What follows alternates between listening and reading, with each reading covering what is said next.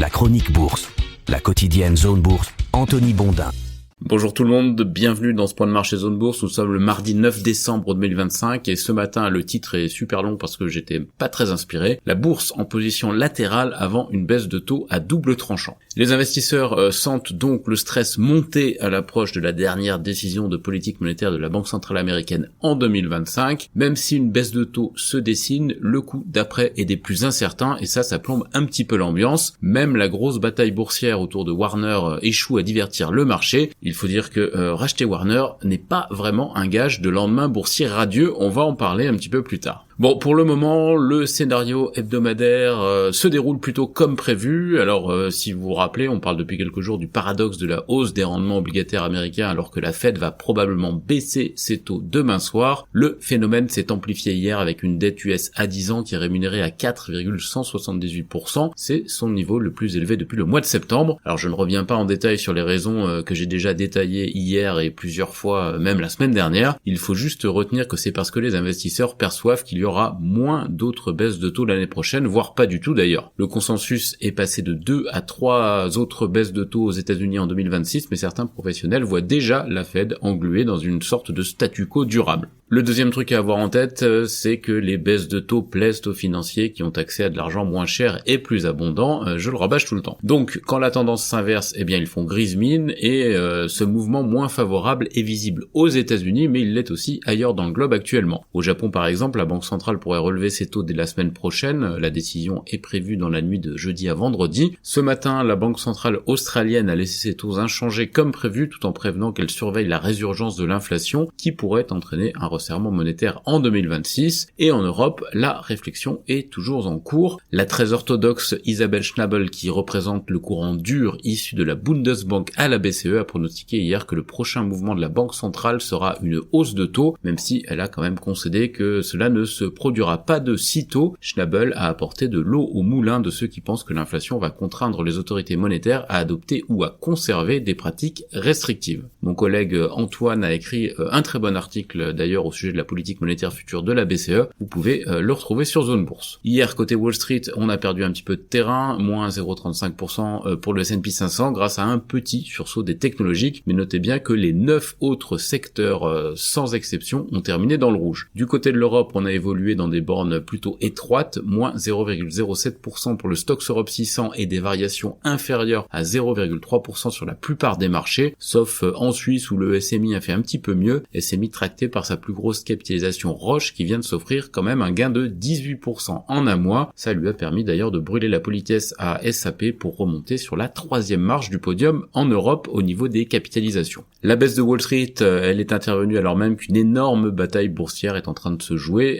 ce qui galvanise habituellement les marchés. Alors pour rappel, Warner Bros cherchait preneur et a attiré 3 grands acheteurs, mais c'est finalement Netflix qui a raflé la mise avec une offre proche de 83 milliards de dollars. Mais Paramount, candidat malheureux, a décidé de proposer une surenchère sur la base d'une valorisation plus élevée, voisine de 108 milliards de dollars, en estimant au passage avoir été snobé par le management de Warner. On appelle ça une offre hostile parce qu'elle est lancée sans le soutien du dit management. Et ça complique évidemment une éventuelle intégration et ça accroît le risque entourant le rapprochement. Du coup, c'est relativement rare ce genre d'offre hostile en surenchère, surtout lors d'opérations de cette ampleur. Le monde de la finance se passionne donc pour cette bataille, d'autant qu'elle implique la famille Ellison qui est proche du pouvoir et aussi Donald Trump qui s'est ému d'une position dominante de Netflix dans le divertissement, apparemment après un appel de Larry Ellison. Tous les ingrédients d'une bonne histoire boursière sont donc réunis, d'autant que Warner est un peu un actif maudit en bourse. Alors pour parler d'un temps que les moins de 20 ans ne peuvent pas connaître, le rapprochement entre Time et Warner à la fin des années 1980 n'a pas fait vraiment d'étincelle. À l'inverse de l'acquisition de Time Warner par AOL en 2000, qualifiée par certains de plus grand fiasco de l'histoire des fusions-acquisitions aux États-Unis. AOL qui était à l'époque l'un des plus gros fournisseurs d'accès à Internet du monde, c'était d'ailleurs peut-être même le plus gros, j'ai pas vérifié,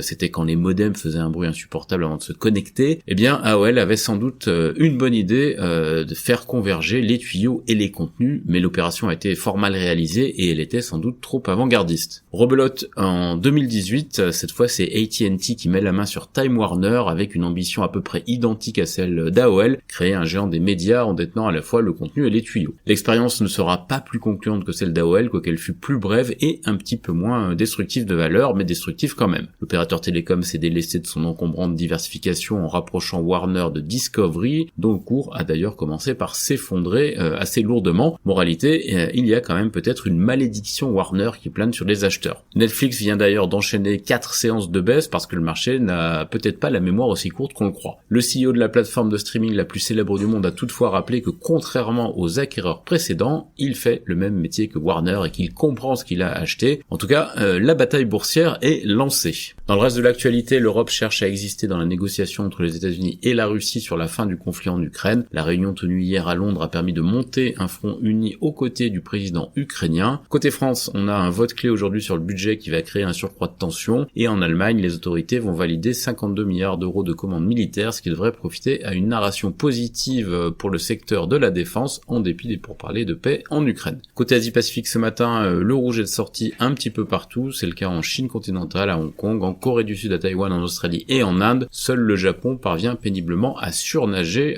dans le vert. Les indicateurs avancés européens sont légèrement baissiers.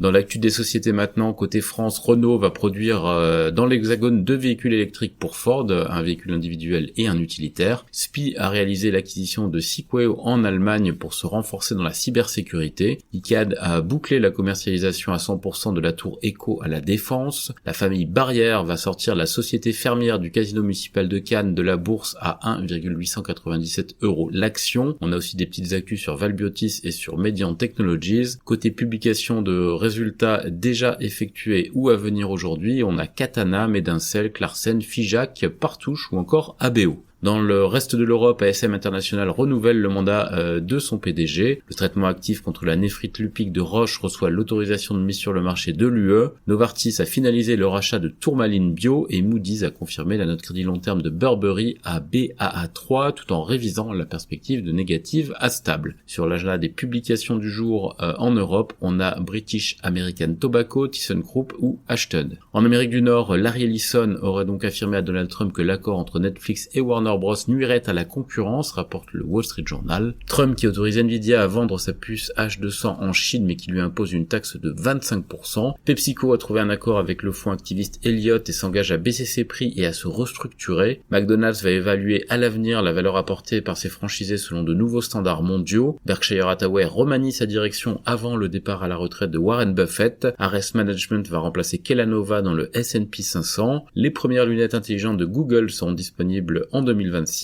Alexander & Baldwin sera retiré de la cote après son rachat en numéraire par un consortium d'investisseurs à 21,20 $ par action et Medline veut lever 5,4 milliards de dollars dans le cadre de la plus grosse IPO de l'année aux USA. Sur l'agenda des publications de l'autre côté de l'Atlantique, on a AutoZone, Ferguson, Casey's, AeroVironment, Cellpoint ou encore GameStop. Dans le reste du monde, BHP et GIP ont signé un accord de coentreprise de 2 milliards de dollars dans le domaine des réseaux électriques. HK Holdings, opérateur de la principale bourse crypto de Hong Kong, vise une IPO pour lever 215 millions de dollars. Et le promoteur chinois China Vanke provoque toujours des tensions chez ses créanciers avant un vote sur une proposition de décalage de remboursement. C'est terminé pour ce point de marché du jour. Je vous souhaite à toutes et à tous une excellente journée.